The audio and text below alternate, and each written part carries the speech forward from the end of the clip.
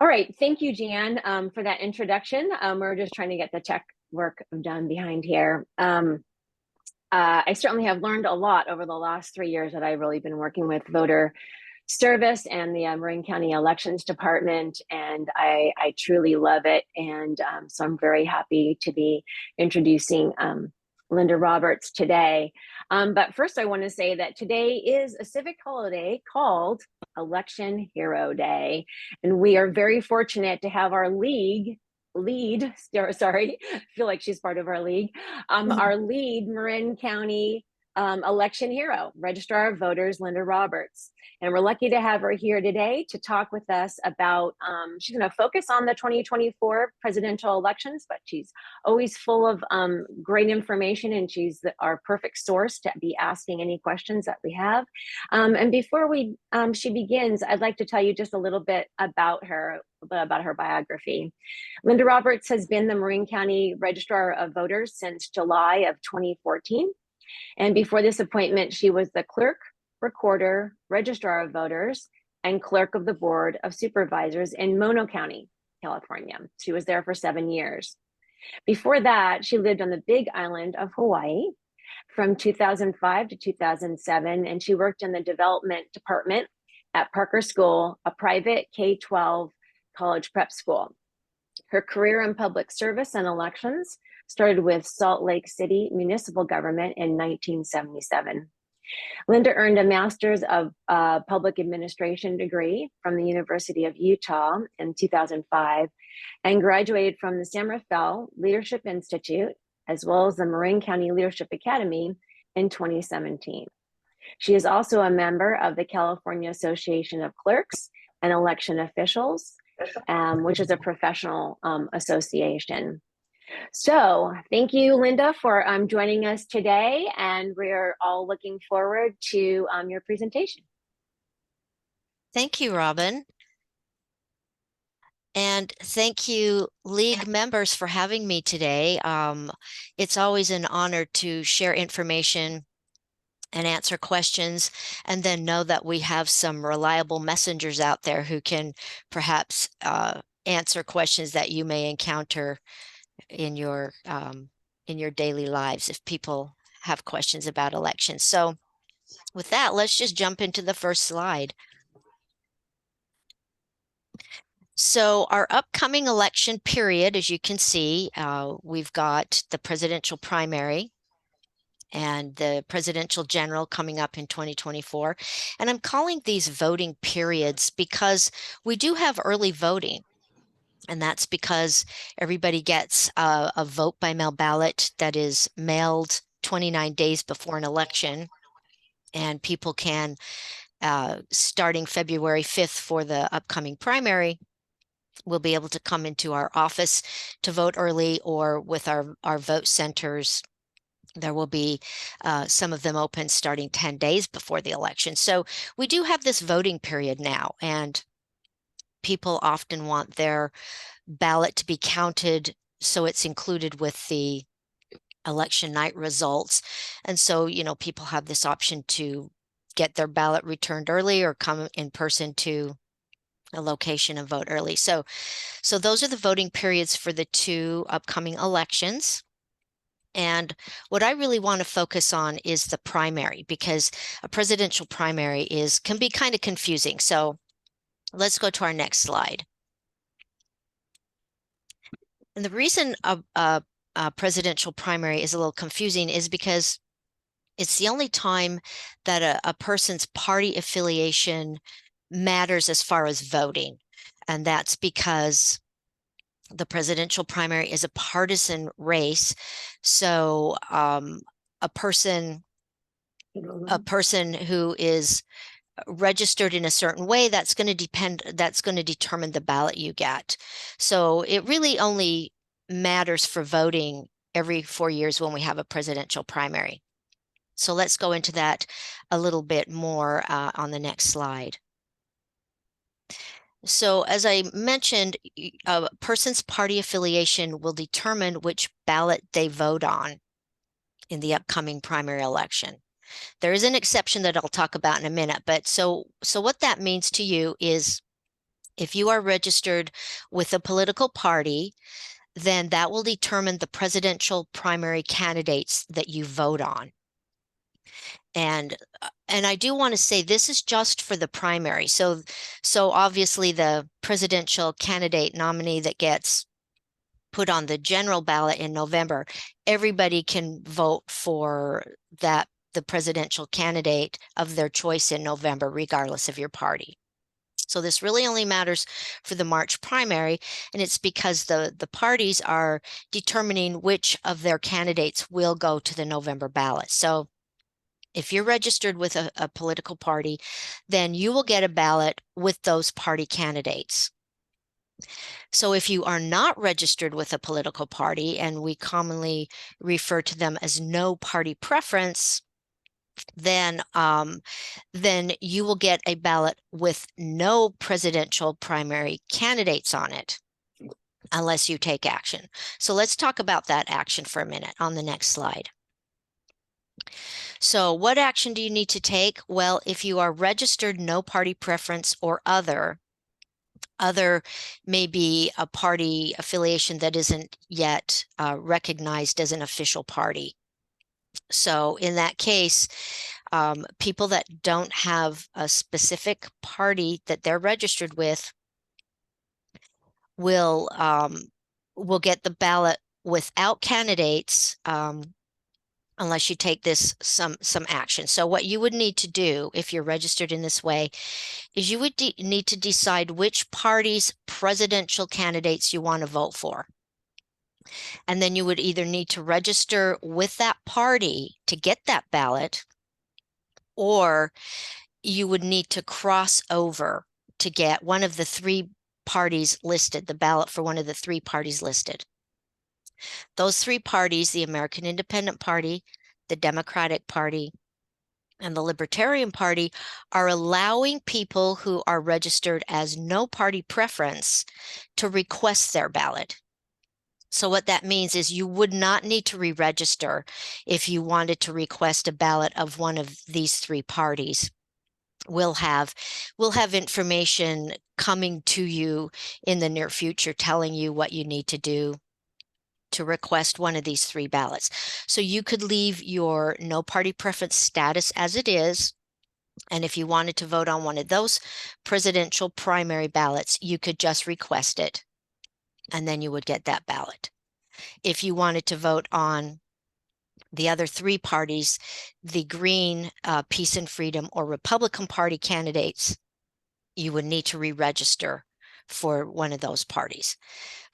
So this is where it kind of gets confusing. I anticipate maybe some questions on this slide, but let's go to the next slide first. Okay, so how do you check your party affiliation? You can do that in a couple of ways. You can go on our website, which is at marinvotes.org. And we have a little icon, voter information portal. You can log in and you can see how you're registered. Or you can go to the Secretary of State's website at voterstatus.sos.ca.gov, and you can check your affiliation there. Or you can call us. If you run into any kind of a glitch trying it online, you are always welcome to give us a call. We can look up your party, tell you how you're registered, or you can come and visit us, and we can help you by looking up your registration while you are visiting us in our department. Next slide. So the big question is, are you ready? Are you ready for 2024? It's going to be a big year, as we know. So some of the things that are worthwhile to do: verify the accuracy of your registration. Double check if your address is current, your mailing address, your residence address. You know, if you've made any change since you last voted in November 2022, it can't hurt just to double check that. Make sure the party you're signed up to be registered with, make sure that's the way you want it to be. A big thing is make sure your signature that we have on file is how you're going to sign your ballot envelope if you return your envelope or your ballot by mail, because that's what we check against when we get that envelope. Is we look in your voter record to see how you've signed. And if it doesn't compare closely enough, then we'll send you a letter. But that's always a good thing to check in advance so that it doesn't delay us, it doesn't delay our ability to process your ballot. So as I mentioned at the first, ballots will be mailed to all active registered voters 29 days before the election. If you vote by mail, please make sure you sign that ballot envelope. And as I mentioned, your signature must compare to your voting record. And a really useful tool for you as a voter is to sign up to track your ballot. That way you'll know when a ballot has been mailed to you, when it gets processed through our department, you'll be notified if there's a challenge to your signature. So it's just a good way to feel confident that your ballot is making its way through the process. And I've got the website there, but I believe Robin is putting that in chat as well. You can visit a vote center for in-person services if you prefer to vote in person rather than use the mail ballot, or you need a replacement ballot because something happened, your ballot got damaged, you didn't get it. You can get that service there. And then check websites for reliable information. That would be our website or the Secretary of State's website to get reliable information to answer your questions. And as I mentioned earlier, you can always give us a call. I think all these links are probably in the chat. So I think the next slide might be questions. Yes, so let's answer some questions. Great. I don't see, can you hear me? I don't see any questions at the moment, but I did want to let everyone know that I did put the links in the chat, and marinvotes.org is a shortcut, just so you know, and the actual link is right below it. And then the voterstatus.sos.ca.gov, that is where you can check your all your voter information. It's actually a great idea to just check everything, make sure it's all accurate. But checking your party affiliation that's a good place to check it. And then the ballot tracks is also known as Where's My Ballot? Just so you know, you'll see that shortcut, and it's just sort of a marketing tool to call it Where's My Ballot? But that's the ballot tracks link. And then Lynda mentioned that to you. And then the sos.ca.gov elections is the state. Let's see. We have a question from Kay. She's asking, do all the primary ballots have write-in options? Or maybe you want to talk about write-in options. So a person who's going to be a write-in candidate has to file to be a write-in candidate. There's a period of time that they can file if they want to be a write-in candidate. So the ballot does have a line for write-in candidates, but if there's no official write-in candidate for a particular race, then we don't count. Just if people just write in a name that's not a qualified write-in candidate, we don't count those. And so how would people know who the qualified write-in candidates? How do they get that information? That would be posted on our website. It's also at vote centers who are the qualified write-ins. People can always contact us, are there qualified write-ins? So the voter guides go out. They go out about 40 days before an election. So the write-in period is much closer to the election. So there's a timing issue. That's why we can't put those in the voter guide. Okay, so if they couldn't find it on the website, they could certainly call your office and just ask how to find it. Great. Okay, and then Lynn Dooley was asking if you could repeat which parties it says allow presidential ballot requests. I think maybe, Lynn, maybe you'd like to clarify, but do you mean which parties are allowing crossover? Yeah, thank you. Wonderful to see you, Lynda. Thank you for being here. Yeah, which parties will let you ask for their ballots to vote on if you are no party preference voter? The American Good. Independent Party, American Independent Party, the Democratic Party, and the Libertarian Okay. Party. Well, you So can the expect others, this you have to change your party church affiliation or statement re-register if you want to sometime today, but we vote for them. Right, yes. So if a person wants to vote for the presidential primary candidates in the Green Party, the Peace and Freedom Party, or the Republican Party, they'll have to re-register with that party in order to get that ballot. Great, thank you.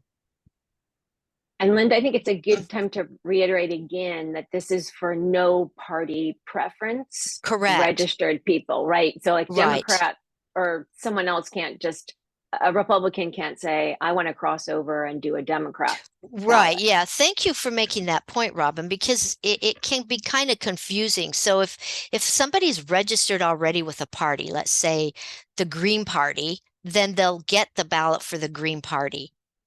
If you're registered with the Democratic Party, even though they allow crossovers for no party preference, if you're registered with the Democratic Party, you'll get the Democratic ballot. Same with Republicans. So any party, if you're already registered with a party, that's the ballot you're going to get. So yes, it is only people who are registered no party preference. They have no party affiliation.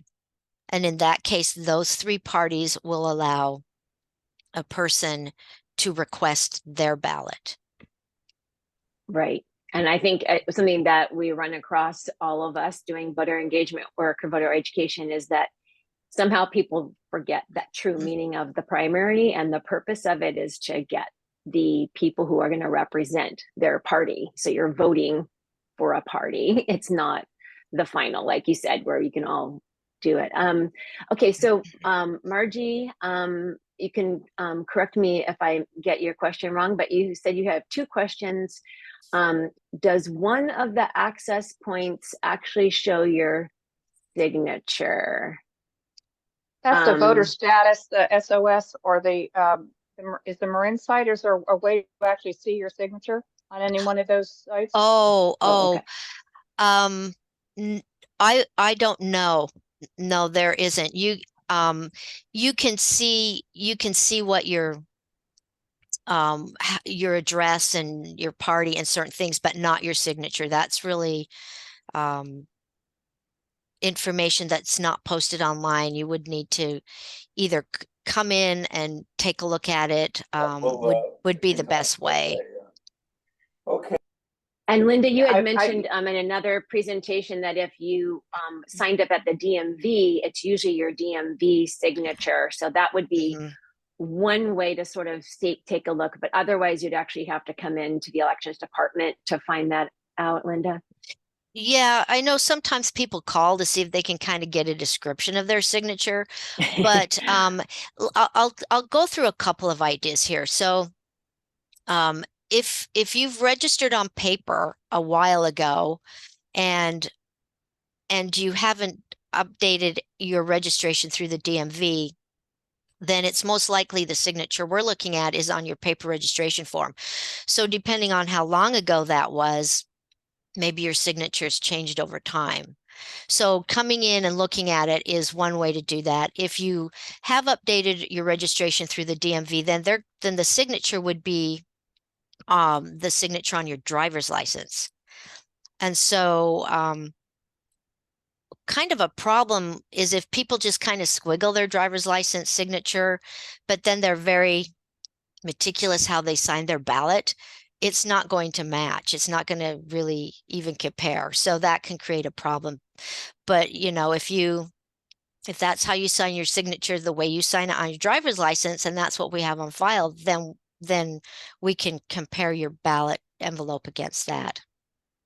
I have a related question, and that is that I've signed up to verify that my ballot's been accepted, and I think it also says it's been processed. So if it's been processed, there's not a problem with the signature. Would that be a correct assumption? That's correct. If your ballot has been challenged for a signature, the voter will get a message that the ballot has been challenged. And sometimes those messages will prompt people to call us to find out what's going on.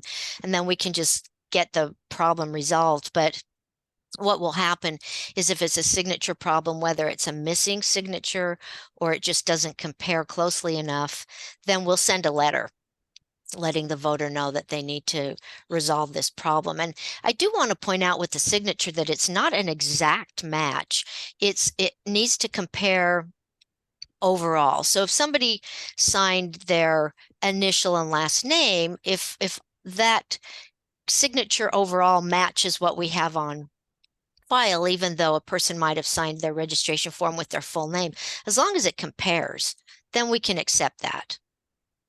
So Lynda, if we call, can someone tell us whether you're using our signature from our driver's license or our signature from a voter registration card?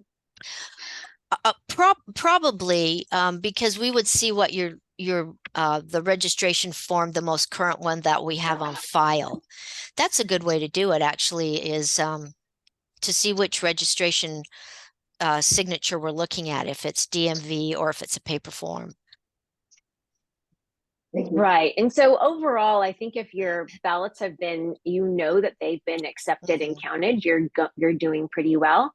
If you're nervous at all, what some people do is they just go into the office and fill out a new paper registration form and sign it right there. And then when I did the last time, I ended up doing that a few years ago for another reason. I took a picture of my of what how I signed it. And I just thought, okay, is this, this is how I normally sign. And I just want to make sure that I know how that looks, because I was just being careful. But it is one way just to make sure you know exactly how you signed it. So, and then let's see, there was another question too that Margie you had was, for the no party preference, is there a form or card to request a party preference ballot? So I'm understanding that you're saying if you're no party preference and you want to choose one of those 3 ballots that you are being offered, do you have to fill out some sort of form in order to be able to do that? Yes, and actually we'll be doing outreach to the no party preference voters, explaining what they can do. That card, it most likely will be a postage paid return card with your preference stated, so we can have that in advance of ballots being sent. There will be information in the voter guide. People, when the vote centers open or the office opens, people can come in person and even fill out a form, get a ballot on the spot. So there's going to be various points in time where people will be able to, the no party preference will be able to request one of those 3 parties ballots. It's not like a one shot and you miss your opportunity. It's going to be out throughout the whole election process period, the whole voting period. People can make that request. Great. And Lynda, even if someone received their vote by mail ballot and that was when they realized that they hadn't taken care of that because there was no presidential candidates on there, could they then go into either your office or a vote center and explain that they do want to do the crossover and figure out how to fix it at that point? Yeah, and that happens. And I think sometimes that's what triggers the reminder is, we'll get calls, hey, my ballot had no presidential primary candidates. What's going on? And so then we can explain it, and then the voter can solve the problem the way they want to. Right. So of course, earlier the better to help everybody smooth it all out. It's not that last minute. And then Kay Noguchi had the question about what percentage of Marin voters are no party preference. Do you know? I don't know the percent off the top of my head, but I do know it's right around 33,000 or 35,000 people who are registered as no party preference. Okay. And then Lynn, Julie had a question about she works with the student election ambassadors, and going to high schools, they don't have a cursive signature. And then she's asking, is any signature accepted printed or first name only? Like, are there some requirements when you register a voter their signature? Do they have to meet certain requirements of some sort? No, it's however whatever their signature is, the person signing gets to sign the way they sign. I know some people print. It's just on our end, it's just as long as the ballot envelope, the signature on the ballot envelope matches what we have on file. So if somebody printed their name on the signature line and it matches, then we'll take that. So it's really the comparing of the two that really matters to us. Thank you. That's great. Thank you. And then Margie had another question about how many registered voters does Marin have? And I know you had a recent time period or one's coming up where you'll have a figure on that. I'm sorry, how many registered voters? In Marin County. Oh, currently there's around 170,000. 170,000 to 171,000. It seems to be that's where it's hovering. And isn't that approximately around like in the 90 percentile? Oh, you mean of people who are eligible to be registered? Yeah. Boy, I haven't looked at that statistic for a long time. I do know the Secretary of State, the last time they put out a statement of vote, showed that there's around maybe 185,000 who are eligible to be registered, and we have about 171. Yeah, it's pretty high. I Very think we high. have a fairly high number of registered voters from the pool that's eligible to be registered. Right. I'll look that up, and then I'll I can always share that. There's certain periods of time where the counties have to give that data, and then I always look up to see how well we're doing. So and I think that's about the same number that we often have, those two numbers, how many are registered and how many are eligible, and I believe that's right around 90%. Of course, we want 100%, and we really want them to all vote. And then Margie's saying that she's computed that it's about 20% of the voters are no party preference. So great. And that reminds me, Lynda, you've mentioned the county voter information guide a couple of times here. And I think that's something that maybe you just want to take a minute just to remind people about that, when it comes, what's in it. And a lot of our members are probably aware, but it's some information to remind them and then to share with other people. Sure. So the county voter information guide, we get that in the mail about 40 days before the election. And it has information about local races, what's on the ballot for local races. It also has a copy, a sample ballot of the official ballot. So it's just like an example of what the official ballot will look like. And in this presidential primary, the voter guides will have all of the different party ballots in every guide, but the voters will only get the ballot that there again depends on how they're registered to vote. So even though all the party ballots the sample ballots will be in the guide, the voter's only going to get the one ballot for which they're registered. But the voter guide has local candidate information, local measure information. We have informational pages, locations and hours of operation for vote centers, locations for ballot drop boxes. So there's some good information in there that people should at least thumb through and, maybe stop and read some of the pages that are going to help them vote, make their voting experience a lot easier.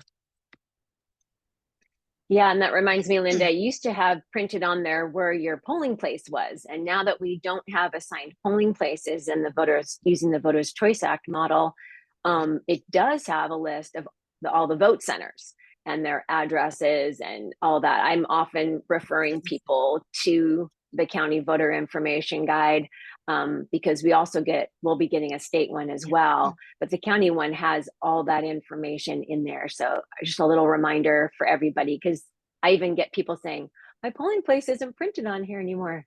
And yeah, because you don't have one. You can go to any vote center you want. And they're excited about that. Yeah, that's a good point.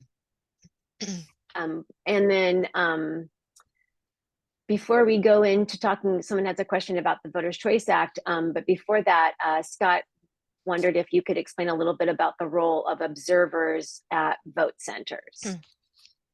So observers are welcome to go to any vote center and come into our department to observe the process, and that would be processing ballots, or watching how the vote center operates, watching the setup, watching when they open, when they close. So the whole process during the voting period, people are welcome to come in and observe.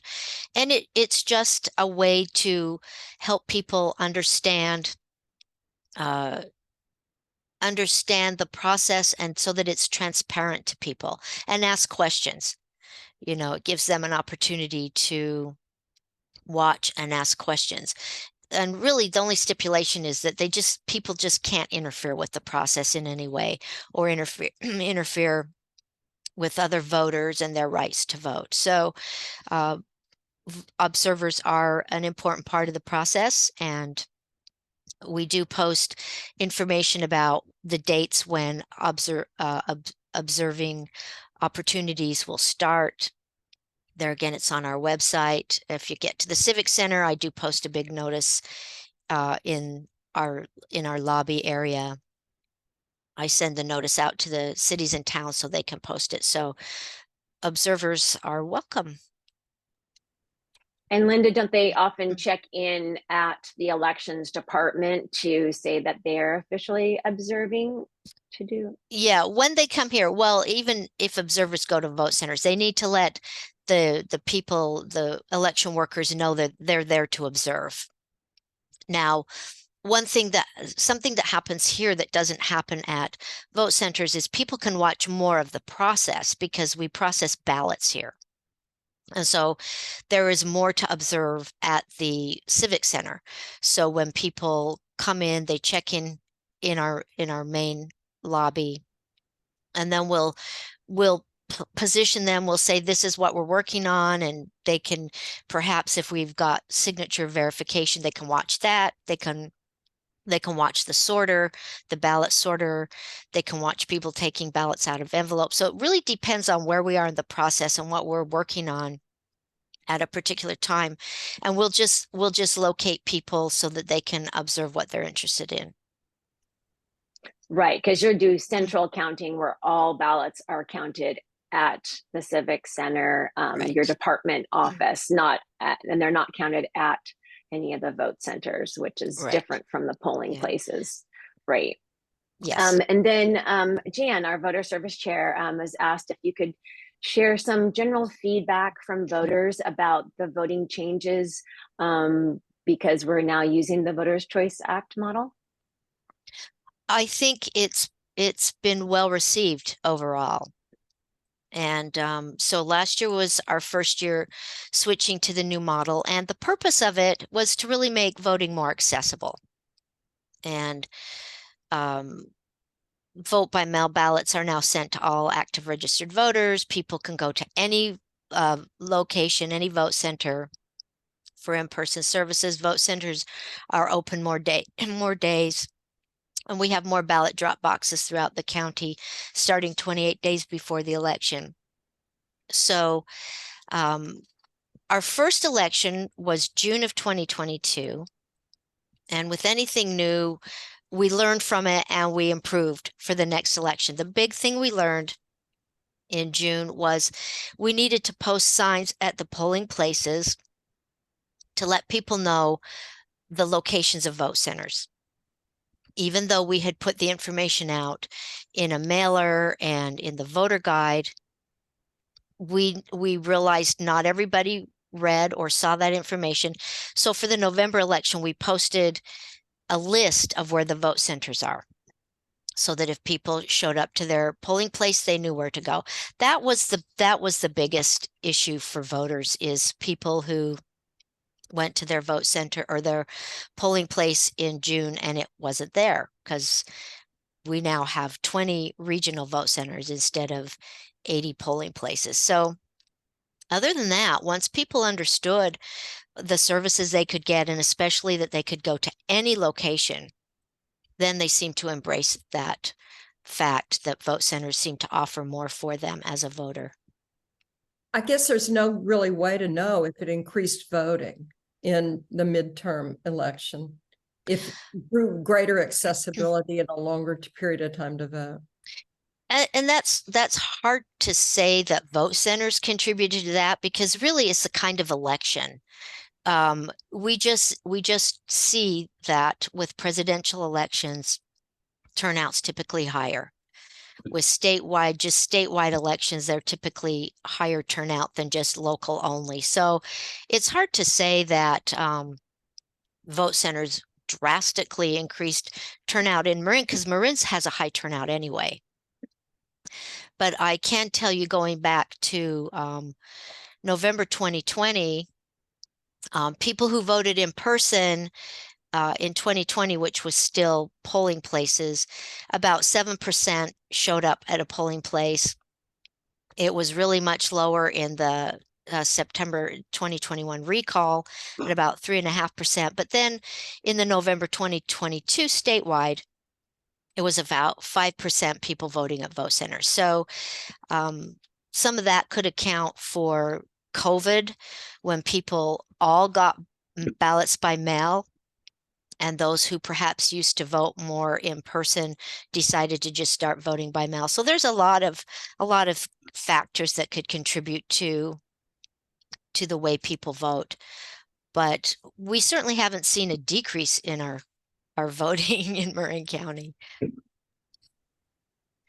And Lynda, maybe you'd like to talk a little bit about the official ballot drop boxes. I know that I personally love them, and I believe that a lot of our voters do as well, but maybe you can tell us a little bit about those.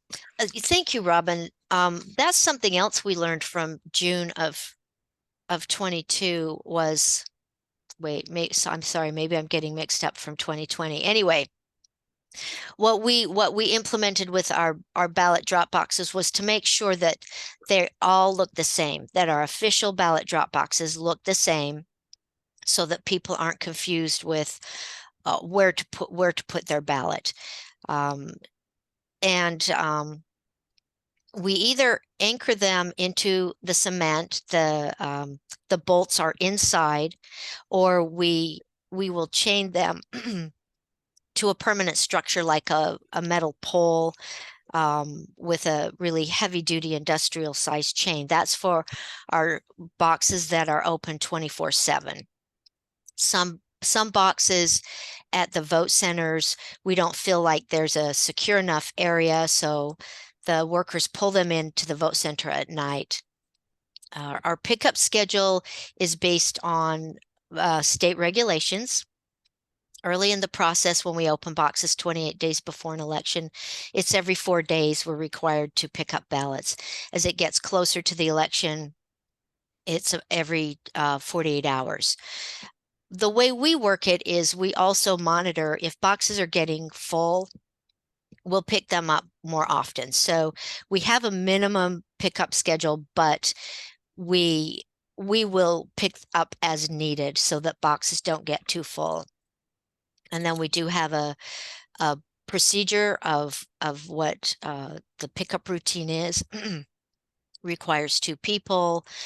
The ballots go into secure bags with seals. They come back to our department, they're unsealed, they're counted, and then they get ready for processing through the sorter. Great, thank you for that. So Pat Becker, I think maybe I'll let you unmute and ask your question yourself. Hi, Lynda. I was just curious if there's a handout that talks about what you have on your first 3 slides about what people have to do in terms of choosing a party in order to vote in the primaries. Other than those slides, I don't have something that's created right now. We will have a page printed in the voter guide that explains that. And we'll have information on our website as we get closer to the start of the March voting period. Right now, we have a very small election that we are conducting election days tomorrow. Once we're finished with that election, then we can really start focusing information on our website for March of 2024. Great. And can we get a copy of your slides? So maybe we could just create something for our outreach. That's fine with me if the league wants to share those. Robin or Dee Dee, you've got those. I think you can share them if you'd like. Great. Or we can Yeah. at least use the information to try to put it together. And I can even check in with Danny Straub about maybe some things that he might be thinking of to help people with that information. Good idea, Pat. And then Jan was wondering about an issue that probably came to mind because some of us have watched the documentary No Time to Fail about the 2020 election, and it's focused on Rhode Island.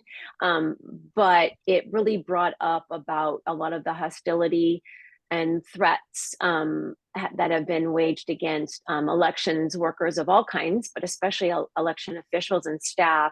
And she was just wondering if maybe if you or anyone in your staff have experienced any of that.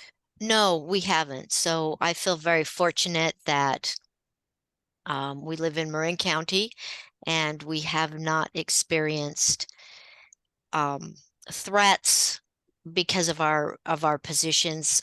Sometimes people call and they're maybe frustrated, and so they maybe sound a little angry or whatever. But as soon as we help them, we answer their questions, then they feel better about the situation. But as far as being threatened, no, we fortunately have not experienced that.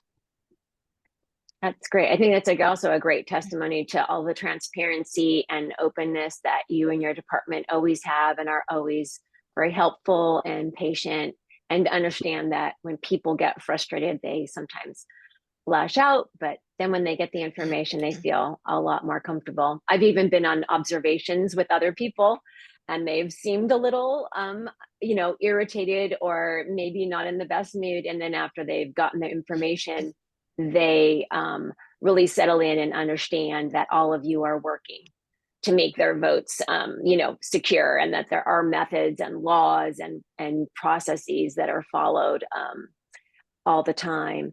Robin, I was just going to tack on, that's another really benefit of observers coming in to watch, because if they're just hearing information that is maybe at a bigger level or a broader level, and they're trying to localize it like, oh, is that happening here? The best thing to do is encourage people to come in and watch, because then they can see firsthand. And I think it just makes them feel more confident that they can see firsthand what's happening, rather than just wondering what's happening and I don't know, and I've got these questions and I'm feeling frustrated. So really encouraging people to just come and watch and ask questions, I think, is the best thing people can do. And then they can, decide for themselves if they still have questions or concerns, and we can help them through that. That's great. And I think too, to point out at this point, and a lot of the people may know this, but that, each county, each state, and then each county have their own rules, especially states. And so we see a lot of footage in the media on states that do things very differently and have different parties standing in there looking at votes and counting. And it's very, it almost looks partisan, but I mean, it's the parties are much more sort of involved, and it just looks very different. Mm-hmm. And I think that knowing how ours works it helps to understand that it is different. You're not seeing everything the same. And then I just want to take that topic to back out a little bit to when you were talking about the presidential primary being unique in California, that it is a partisan primary. So the other part is that it's in contrast to other primaries that we have. So maybe if you'd like to explain how the presidential primary is different from the other primaries, to me, that helped me understand it better. Sure. Yeah. So So every other even year, well, every 2 years, we have the statewide offices. So governor, lieutenant governor, all of those offices. And a few years ago, the state of California went to what's called a top 2 primary. So all the candidates, regardless of their party, are on everybody's ballot. So that's why you see in a primary election, when we're in the gubernatorial cycle, why you will see maybe 30 candidates for governor on the ballot, and they state their party preference. So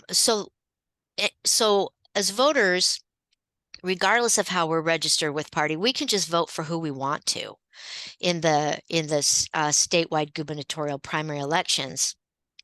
And then the top 2 vote getters out of the races go to the general. So you might see candidates from the same party that end up on the November ballot in a gubernatorial year, because California switched to the top 2 primary and no longer hold their gubernatorial elections as party-based primaries. Did that answer the question, Robin? Yeah, so Okay. that's called basically a partisan primary, where I'm sorry, a nonpartisan primary. It's called voter nominated. So Okay. for the presidential primary, that's a partisan primary election.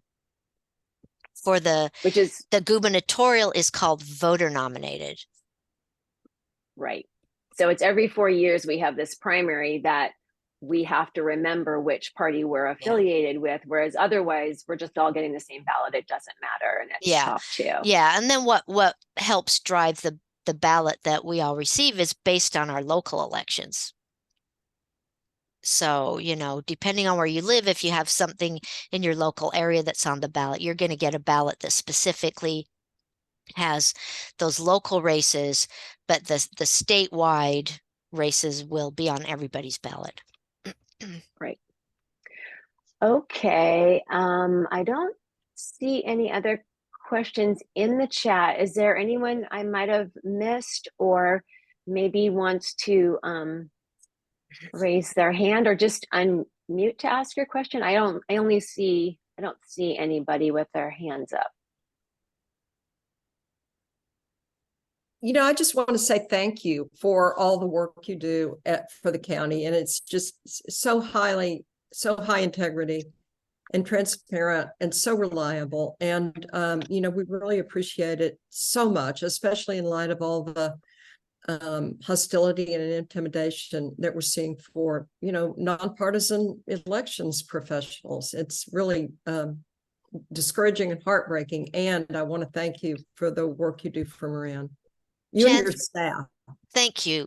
We truly appreciate that feedback, because oftentimes we get the people who are frustrated, and it makes us wonder. But to hear the feedback, the positive, really does help remind us that there are people who recognize how difficult this job can be, and they appreciate our part in it. And plus, I like to be able to tell the staff that we're getting some really positive feedback. Excellent job.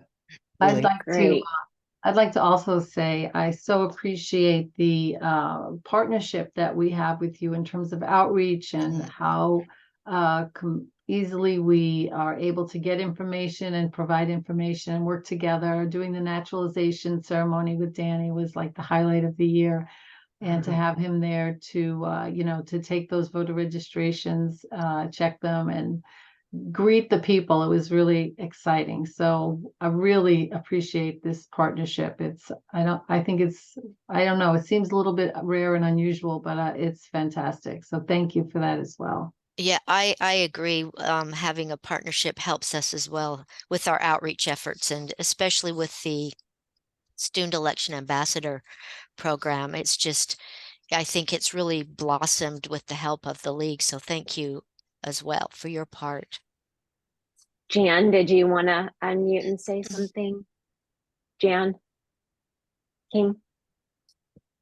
I saw your hand up, sorry. Oh, no, sorry, that was a clap. I guess it was that was a clap. Okay, great. Well, great. That segue in. I just wanted to make sure there were no more questions, because I am one of your number one fans of the elections department. And I just wanted to say on this Election Hero Day that in the 3+ years that I've been working with the Marin County Elections Department, I am continuously inspired by your dedication to your mission to conduct elections in a transparent and professional manner that inspires trust and confidence. And that just really, it rings true. And every time that I meet with you. And so I made this slide and it moves in the middle. Oh, that's so really nice. And I put some pictures on here because you're here. Obviously, you have a staff behind you, and you are always very generous and humble, and let us all know how much they support. But as a leader and being our guest today, I was wanting to share. There was a picture of you in 2020 when you spoke with us during the middle of the pandemic. And we gave you this sash commemorating the centennial of the 19th Amendment being passed. And then next to it is a picture of you just this last week giving us that customized tour that was so incredible. About 15 of us really enjoyed every single bit of that. And then next to that was National Voter Registration Day, when you took time out to come down at one of our 2 tables at the Civic Center and just really be there for people, give a face to your office and your job.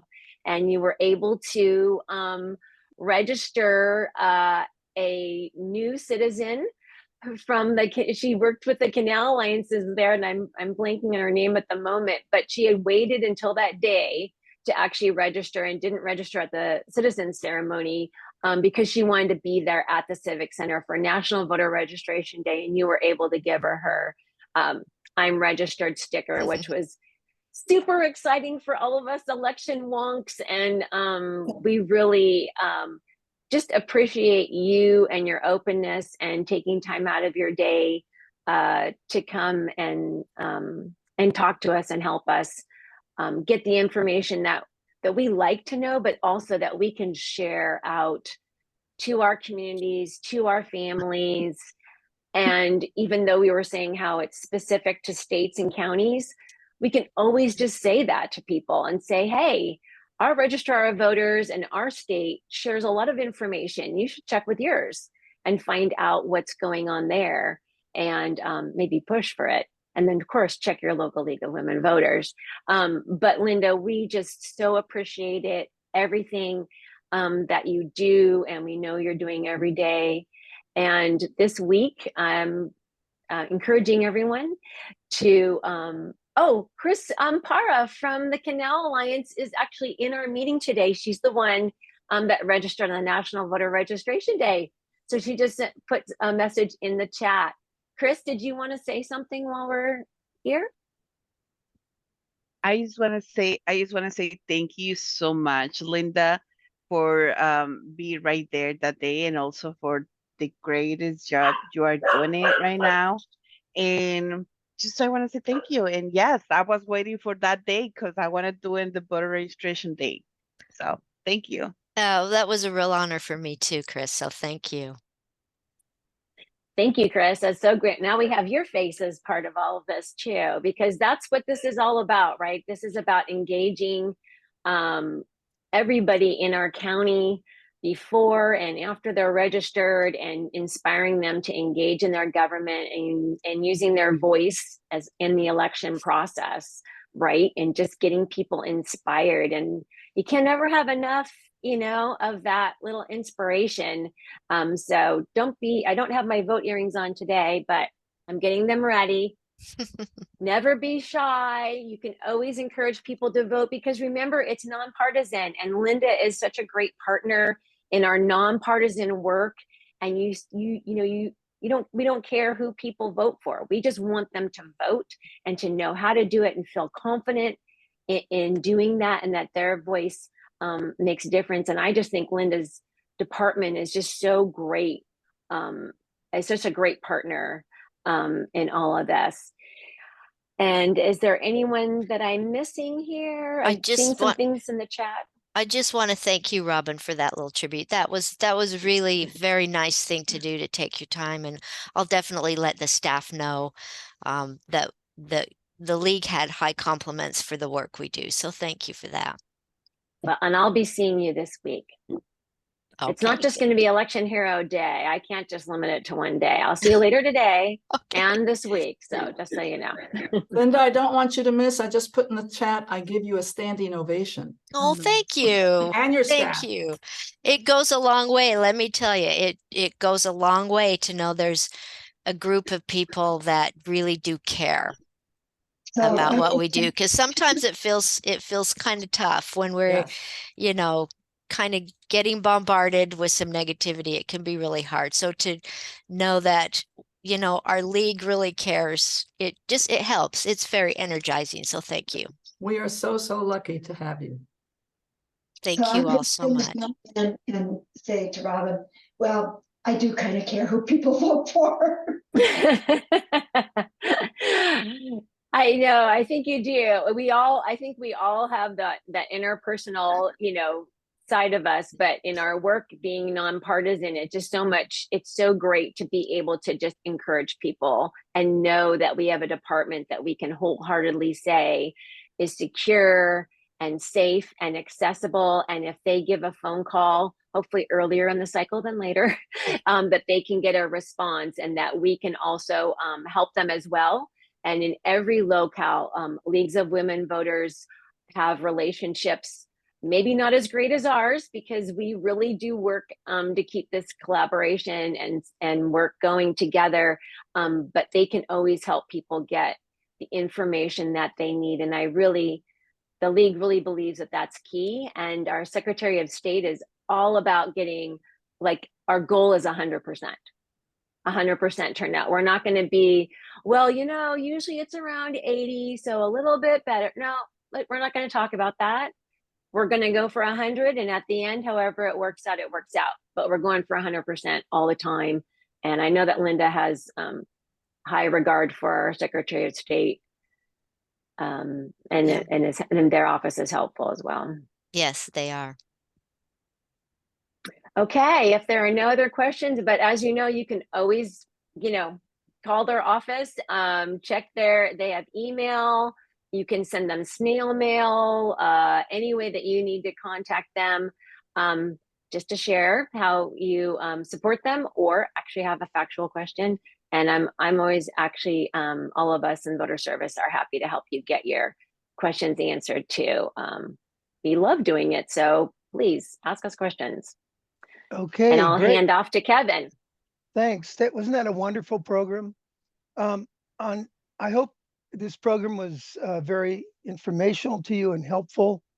I want to give special thanks to Lynda Roberts, Dee Dee, Jan, and Robin for helping put together this program. And I think this is a really good start for the beginning of the election season. And I want to remind people that we do need volunteers. If we're going to maintain the democracy that we have, it's really important that we have people out there assisting us. So if you want to volunteer or consider volunteering, please contact Jan King, our voter service rep. Also, if there are other topics that you'd like us to explore during these monthly member meetings, I would encourage you to let me or any of our other board members know, and we'll see what we can do about getting speakers on topics you want to hear. So with that, I want to wish you a good day, and we'll look forward to seeing you next month on December 4th at our monthly member meeting with Lily Thomas from the county.